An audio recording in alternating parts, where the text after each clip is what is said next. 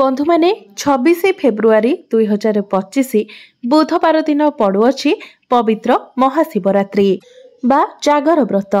तो बंधु माने एही वर्षर महाशिवरात्रि बा जागर व्रत को बहुत ही खास एवं विरल बोली माना जाउअछि। कारण दीर्घ अनेक वर्ष परे एपरी एक विरल महाशिवरात्रि पड़िबाको जाउछि जेउ दिन अनेक प्रकारर शुभ संयोग बनिबाको जाउछि। एहा सहित ग्रह मानकर गोचर स्थिति रे मध्य एक बड़ परिवर्तन हेबाको जाउछि।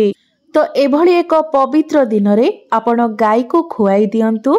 एही गोटिए जिनिस वर्ष सारा आपणक गृह रे धन अर्णर अभाव हेबो नाही। कुंडलीरु पितृदोष मृत्युदंड सबु किछि समाप्त होइजिब। आपणकर समस्त ग्रह पीड़ा मध्य दूर होइजिब। आपणकर भाग्य चमकिबाको लागिब। माँ लक्ष्मी आपणक गृह को आकर्षित होई आसिबे। वर्ष सारा आपणक पाखको नाना दिगरु अर्थर स्रोत बहिब। आपणकर जन्म जन्मांतरर दारिद्र्यता समाप्त होइजिब। आपणक जीवन रे चालुथिबा समस्त दुख कष्टर अंत होइजिब। महाशिवरात्रिर दिनटी को स्नान दान एवं ध्यान पाई बहुत ही शुभ दिन माना जाई थाए। एही दिन करा जाइथिबा जप एवं तप अनंत गुणा फलदायी होइथाए।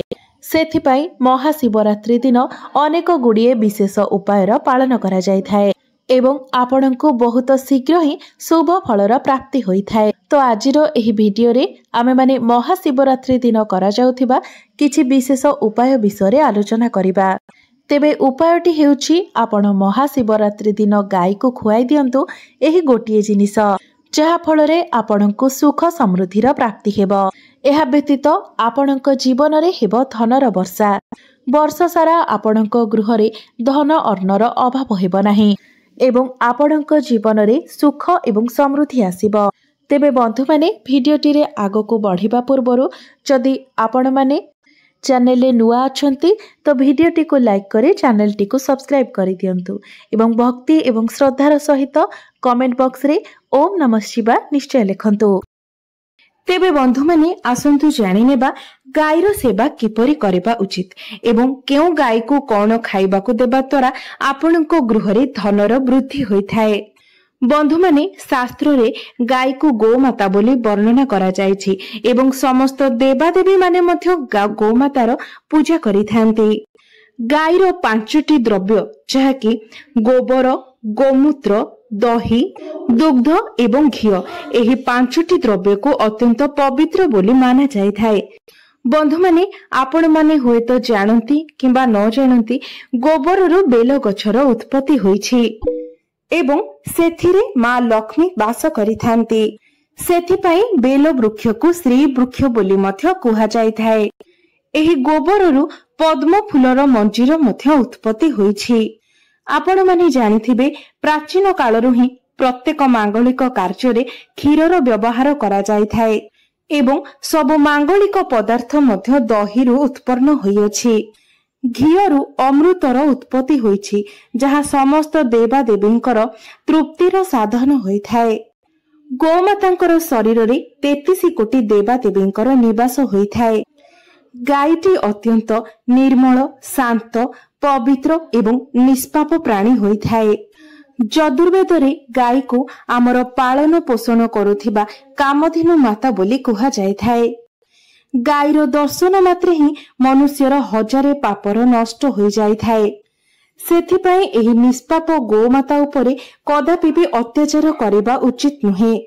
गाय को मारिबा किंबा कोनोसी प्रकारर कष्ट देबा केबे भी उचित होई नथाय। एहा द्वारा आपण बहुत बड़ पापर भागी होइथांती।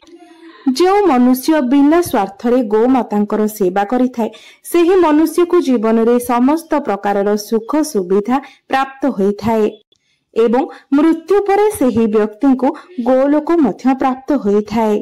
जो नारी गृह रे बना जाइथिबा प्रथम रुटीटी को गाय को खुआई थाए सेही नारी सारा जीवन अहिंसु लक्षणी होई रहिथाए। तार सिंदूर को सर्वदा भगवान रक्षा करिथांती। जो व्यक्ति गाय ठारू प्राप्त पंचद्रव्य को निज गृह रे सर्वदा रखिथाए सेही गृह रे दुख किंबा क्लेश केबे भी प्रवेश करि पारि न थाए। एवं जो व्यक्ति प्रत्येक दिन गोमातांकर किछि ना किछि सेवा करिथाय सेही व्यक्ति अत्यंत पुण्यशाली होइथांती। शास्त्र रे गोमाता को माँ लक्ष्मींकर स्वरूप बोली माना जाइथाय। सेथिपाई गोमातांकर पूजा करबा द्वारा आपणकर जीवनरु दारिद्र्यता दूर होई जाइथाय। प्राचीन कालरु ही गोमातांकर सेवा करिबार परंपरा रही आसी अछि एवं प्राचीन कालरे मुनि ऋषि माने मध्य निजर कुटीर रे गोमाता को रखी तांकर सेवा करुथिले एवं प्राचीन कालरे राजा महाराजा माने मध्य गोदान करुथिले, कारण गोदान करबा द्वारा अनेक जन्मर पाप नष्ट होई जाइथाय एवं मनुष्य को मोक्ष मध्य प्राप्त होइथाय। गोमातांकर दर्शन मध्य अत्यंत शुभ होइथाय। शास्त्र रे वर्णना रहिछि जे जदि आपण सकाळु उठी प्रथमे गोमातांकर दर्शन करंती तेबे आपणको अनेक पुण्य प्राप्ति होइथाय एवं सकाळु जदि आपण गोबरर दर्शन करंती तेबे आपणको लक्ष्मी प्राप्ति होइथाय। जदि आपण कोनोसी कार्य जाउछंती एवं गला बेले आपणको बाटरे गोमातांकर दर्शन हेउछि किबा आपणकर सामना रे गोमाता चाली जाउछंती तेबे सेही कार्य रे निश्चय भाबरे आपणको सफलता मिलिथाय। जदि आपणकर कुंडली रे पितृदोष रहिथाय तेबे अन्य उपाय गुड़िक सहित आपण जदि प्रत्येक दिन गोमाता को रुटी एवं किछि घास खाइबाको दियंती तेबे आपणको कुंडली पितृदोषरु मुक्त होइथाय एवं आपणको पितृ आशीर्वाद प्राप्त होइथाय।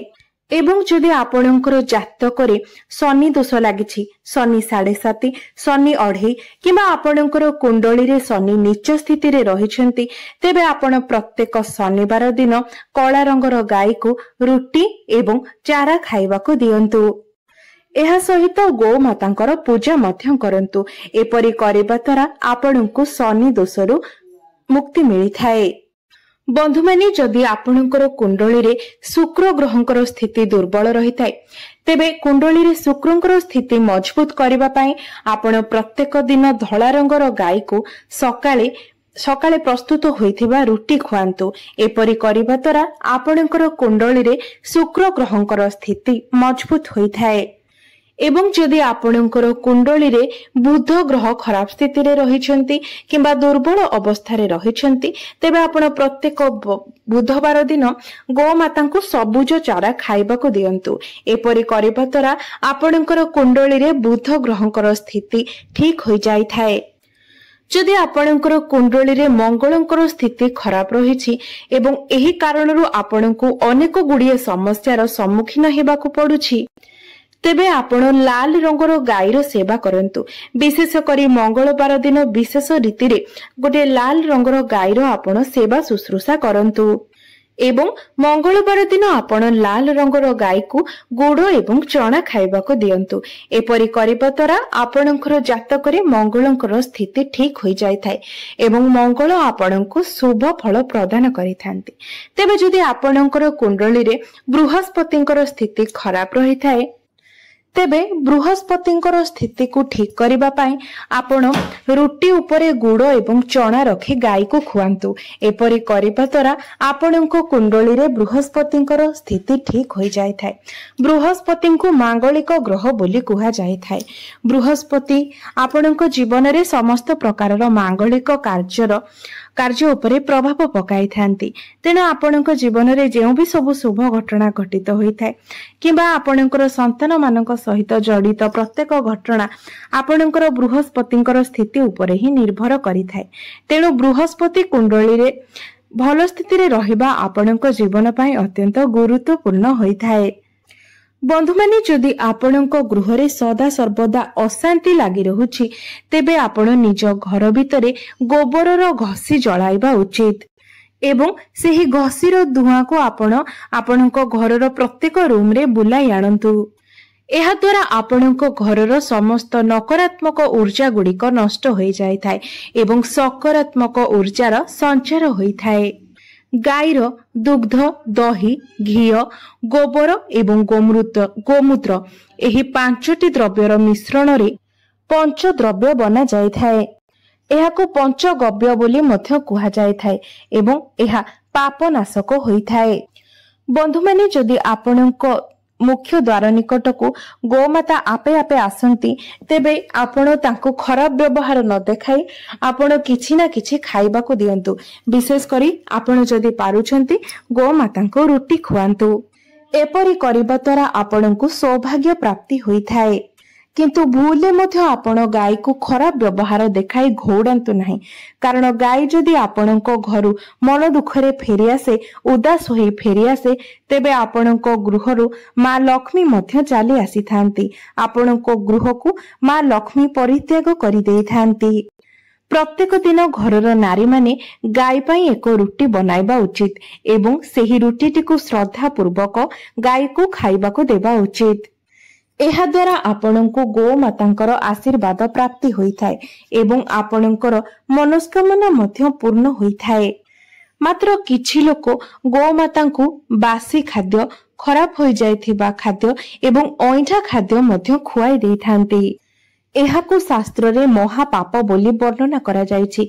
एही सब खाद्य गुडी को आपण अन्य प्राणी को खाइबा को देई पारिबे, मात्र गोमाता को केबे भी खराब हो जायथिबा खाद्य किंबा ओइठा खाद्य खुआइबा उचित नहे। जेहेतु गाय को गोमाता बोली माना जाय थाए एवं गोमातांकर शरीर रे 33 कोटी देवादेवींकर वास होई थाए, तेनु गाय को एपरि खाद्य देबार अर्थ 33 कोटी देवादेवींकर अपमान करबा सहित समान होई थाए। आपण देइथिबा सेही खराब खाद्य को गोमाता भोक कारणरू ग्रहण तो करिथांती, मात्र खाद्य देइथिबा व्यक्तिଙ୍କ उपरे सेही पाप लागि थाए।